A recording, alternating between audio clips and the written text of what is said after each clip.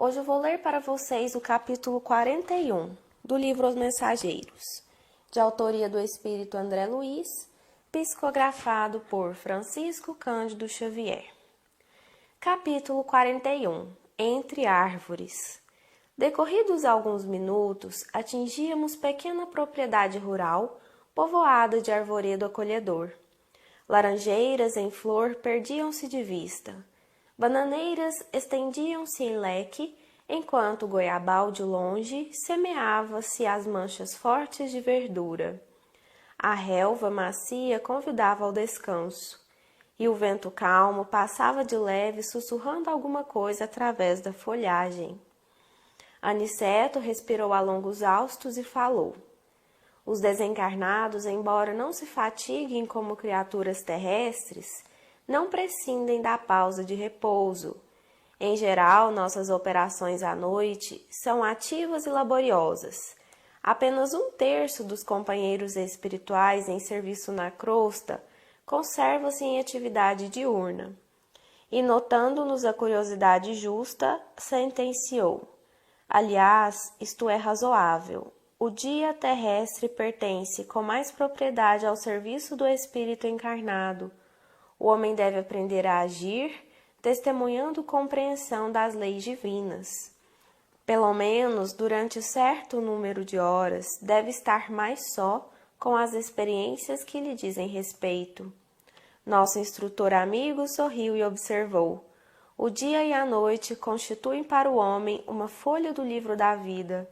A maior parte das vezes, a criatura escreve sozinha a página diária, com a tinta dos sentimentos que lhe são próprios, nas palavras, pensamentos, intenções e atos.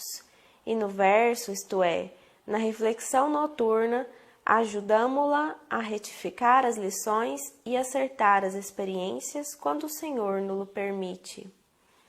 Calando-se o nosso orientador, tivemos a atenção exclusivamente voltada para a beleza circundante. Aquele campo amigo e hospitaleiro caracterizava-se pelo ambiente muito diverso. Não mais as emanações pesadas da cidade grande, mas o vento leve, embalsamado de suavíssimos perfumes. Refletia eu na bondade do Senhor, que nos oferecia recursos novos, quando Aniceto voltou a dizer: a natureza nunca é a mesma em toda parte. Não há 2 porções de terra com climas absolutamente iguais. Cada colina, cada vale possui expressões climatéricas diferentes. É forçoso reconhecer, porém, que o campo, em qualquer condição, no círculo dos encarnados, é o reservatório mais abundante e vigoroso de princípios vitais. Em geral, todos nós, os cooperadores espirituais, estimamos o ar da manhã, quando a atmosfera permanece igualmente em repouso, isenta de glóbulos de poeira convertidos em microscópicos balões de bacilos e de outras expressões inferiores.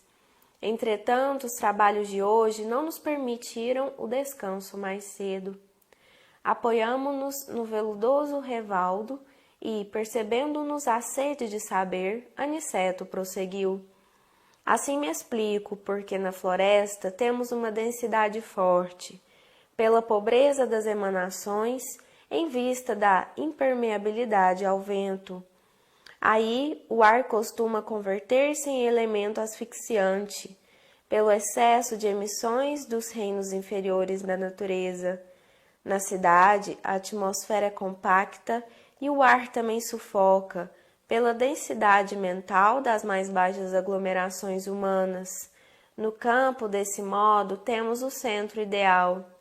Indicando o prazeroso as frondes balouçantes, acentuou: reina aqui a paz relativa e equilibrada da natureza terrestre. Nem a selvageria da mata virgem, nem a sufocação dos fluidos humanos. O campo é nosso generoso caminho central, a harmonia possível, o repouso desejável. Embalados ao pio de algumas juritis solitárias, repousamos algumas horas magnificamente exilados no templo da natureza. Com as primeiras tonalidades do crepúsculo, Aniceto nos convidou a passeio rápido pelas imediações. Reconhecia que estávamos muito mais bem dispostos. Somente depois de nos locomovermos por alguns minutos, observei que nas vizinhanças havia grande quantidade de trabalhadores espirituais. Em face das minhas interrogações, nosso mentor explicou bondosamente. O campo é também vasta oficina para os serviços de nossa colaboração ativa. E apontando os servidores que iam e vinham, considerou: o reino vegetal possui cooperadores numerosos. Vocês possivelmente ignoram que muitos irmãos se preparam para o mérito de nova encarnação no mundo, prestando serviço aos reinos inferiores. O trabalho com o Senhor é uma escola viva em toda parte. Nesse momento, nossa atenção foi atraída por significativo movimento na estrada próxima. Dirigimos-nos para lá, seguindo os passos de Aniceto, que parecia adivinhar o acontecimento. Observei então um quadro interessante. Um homem jazia por terra, numa poça de sangue, ao lado de pequeno veículo sustentado por um muar impaciente, dando mostras de grande inquietação. 2 companheiros encarnados prestavam socorro ao ferido, apressadamente. É preciso conduzi-lo à fazenda sem perda de tempo, dizia um deles aflito. Temo haja fraturado o crânio. O número de desencarnados que auxiliava o pequeno grupo, todavia, era muito grande. Um amigo espiritual, que me pareceu o chefe naquela aglomeração, recebeu Aniceto e a nós com deferência e simpatia. Explicou rapidamente a ocorrência. O carroceiro havia recebido a patada de um burro e era necessário socorrer o ferido. Serenada a situação, viu o referido superior hierárquico chamar um guarda do caminho, interpelando: Glicério, como permitiu semelhante acontecimento? Este trecho da estrada está sob a sua responsabilidade direta. O subordinado respeitoso considerou sensatamente: fiz o possível por salvar este homem, que aliás é um pobre pai de família. Meus esforços foram improfícuos pela imprudência dele. Há muito procuro cercá-lo de cuidados, sempre que passa por aqui. Entretanto, o infeliz não tem o mínimo respeito pelos dons naturais de Deus. É de uma grosseria inominável para com os animais que o auxiliam a ganhar o pão. Não sabe senão gritar, encolerizar-se, surrar e ferir. Tem a mente fechada às sugestões do agradecimento.